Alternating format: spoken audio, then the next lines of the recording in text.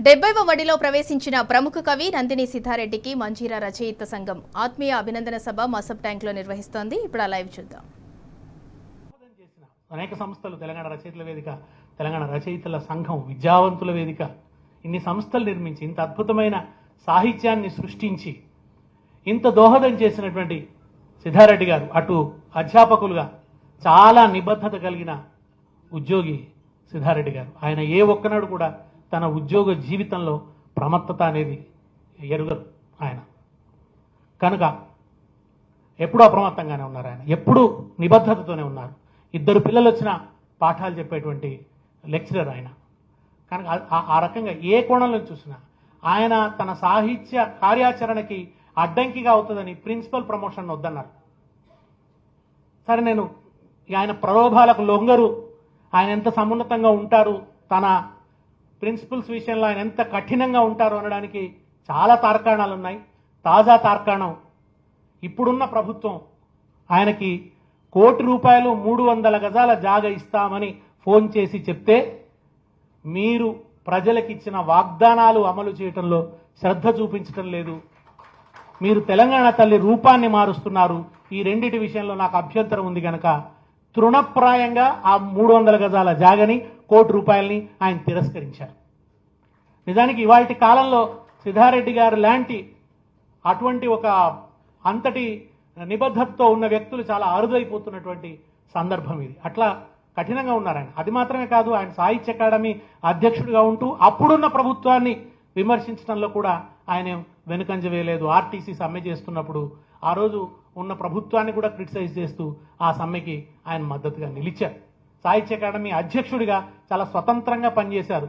వాళ్ళు ప్రభుత్వాన్ని విమర్శించే వాళ్ళు అయినా కావచ్చు, కానీ సాహిత్య లోకంలో వాళ్లకున్న కృషిని గుర్తించి వాళ్ళందరినీ ఆహ్వానించారు. వాళ్ళ చేత ఆయన ఉపన్యాసాలు ఏర్పాటు చేయించారు. ఏలికలు ఏమనుకున్నా సరే అనే దృక్పథంతోనే ఆయన సాహిత్య అకాడమీని నడిపించారు. కనుక అటువంటి ఒక వ్యక్తిత్వం, ఒక చాలా దృఢమైనటువంటి వ్యక్తిత్వం, చాలా తన నమ్మిన విశ్వాసాలకు దగ్గర ఎక్కడ రాజీ పడనటువంటి ధోరణి, ఉద్యమాలతో చాలా సాహసంగా ఆయన కలిసి నడిచారు. నేను నిజానికి ఎక్కువసేపు మాట్లాడుతున్నట్టుంది. ఒక దశలో ఆయనకు ప్రాణాపాయం ఏర్పడింది. ఒకానొక హంతకుడు సిద్ధారెడ్డి గారిని హత్య చేస్తానని బహిరంగంగా ప్రకటించినా తన కార్యాచరణను సడలించని ధీశాలి సాహసికుడు సిద్ధారెడ్డి సార్. కనుక ఇంత చేసిన సిద్ధారెడ్డి గారికి 70 సంవత్సరాలు నిండటం అనేది, 70వ వడిలో ఆయన ప్రవేశించడం అనేది మా అందరికీ కూడా చాలా ఒక సంతోషాన్ని. ఈ సందర్భంగా సిద్ధారెడ్డి గారితో ఆత్మీయంగా గడపాలి, ఆయన చాలా కలవాలి. ఎందుకంటే ఆయన సిద్దిపేట నుంచి ఇప్పుడు హైదరాబాద్కు వచ్చినారు. ఆయన కార్యరంగం కూడా చాలా విస్తృతి అయింది, పరిధి కూడా చాలా పెరిగింది. ఇవాళ తెలంగాణ రచయితల సంఘం అధ్యక్షుడిగా కూడా ఆయన తెలంగాణ రచయితల సంఘంకు పెద్ద దిక్కుగా అధ్యక్షులుగా శంకరం గారు ఉన్నారు. ఒక పెద్ద దిక్కుగా ఆయన దానికి సంబంధించిన కార్యాచరణను కూడా చూస్తున్నారు. ఈ సందర్భంలో అందరినీ ఒకసారి కలపాలని, ఒకసారి అందరం ఆత్మీయంగా గడపాలని ఈ సభను ఏర్పాటు చేసుకున్నాం, ఈ అభినందన సభని. ఇది నిజానికి సాహిత్య సమాలోచన లాంటి సభ కాదు, సిద్ధారెడ్డి గారి సాహిత్య సమాలోచన లాంటి సభ కాదు, ఒక ఆత్మీయ అభినందన సభ అనుకొని మేము ఈ సభను ఆర్గనైజ్ చేయడం జరిగింది.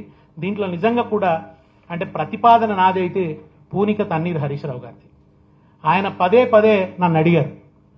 ఆయన కూడా సిద్ధారెడ్డి గారి వ్యక్తిత్వాన్ని, కవిత్వాన్ని ప్రేమించేటువంటి వ్యక్తి. ఆయనకు తెలుసు ఆయన చాలా క్రిటికల్గా ఉంటారని తెలుసు.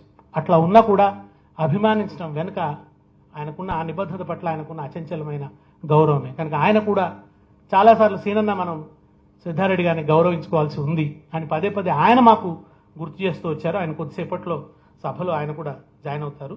ఇప్పుడు మొట్టమొదట తూర్పు మల్లారెడ్డి గారిని సిద్ధారెడ్డి గారి గురించిన 4 మాటలు మాట్లాడవలసిందిగా, క్లుప్తత అనే విలువను అందరూ పాటించవలసిందిగా కోరుతున్నారు.